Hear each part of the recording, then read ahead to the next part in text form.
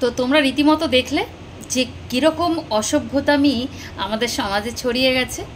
তো এই সব লোকগুলোকে একটা কথা বলতে চাই, যদি নিজেরা না পারেন বউকে ভাড়া দিয়ে দিন, না হলে কত লোক তো নেওয়ার জন্য বসে থাকে, তাদেরকে দিয়ে দিন। ফালতু ফালতু কেন কুকুরগুলোকে এরকম বাজে কাজে নিযুক্ত করছেন বুঝতে পারি না।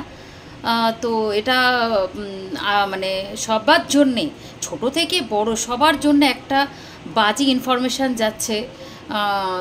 সত্যি কথা বলতে কি আপনারা অনেকভাবে রোস্ট হচ্ছেন, আর সত্যি কথা বলতে কি আমি আপনাকে রোস্ট করার কেউ নাই, মানে কেউ না, একটা ছোট্টখাট্টো কন্টেন্ট ক্রিয়েটার, কিন্তু আমার দৃষ্টিকটু লেগেছে বলেই আমি আপনাকে বলতে এসেছি।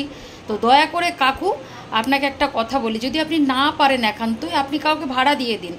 দয়া করে এইভাবে কুকুরগুলোকে অসম্মান করবেন না, আর কুকুরগুলোকে এইভাবে ছোট করবেন না সমাজের চোখে। কারণ কুকুরগুলোকে আমরা না পোষ্য হিসেবে, মানে সন্তান তুল্য হিসেবে আমরা লালন পালন করি। মানে কুকুর একটা বিশ্বস্ত প্রাণী, আমাদের জন্য সবথেকে একটা মানে সন্তান তুল্য একটা প্রাণী।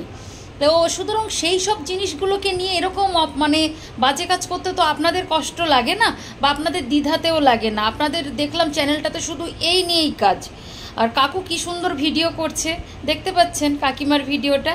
তো আমার একটাই কথা বলার আছে, যে সত্যি কথা বলতে কি যে এই সব মানুষকে কেউ দেখতে পায় না, আর এই সব চ্যানেলকে কেউ দেখতে পায় না। ভালো ভালো চ্যানেলগুলোকে নষ্ট করার জন্য সবাই উঠে পড়ে লেগে থাকে।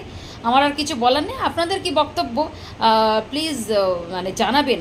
যে কাকুদের বয়সী, আমি কিন্তু সবাইকে এখানে মেনশন করছি না, এই সব অসভ্য মানুষদের জন্যেই আমি কথাটা বলছি, যারা কিনা নিজেরা কিছু করতে পারে না।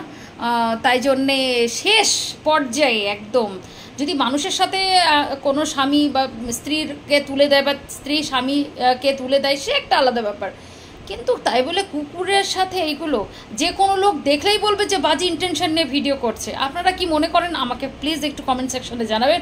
আর ভালো লাগলে ভিডিওটাকে লাইক কমেন্ট শেয়ার করে সাথে থাকবেন, আর চ্যানেলটাকে সাবস্ক্রাইব আর ফলো করতে কেউ ভুলবেন না। আজকের জন্য এইটুকু।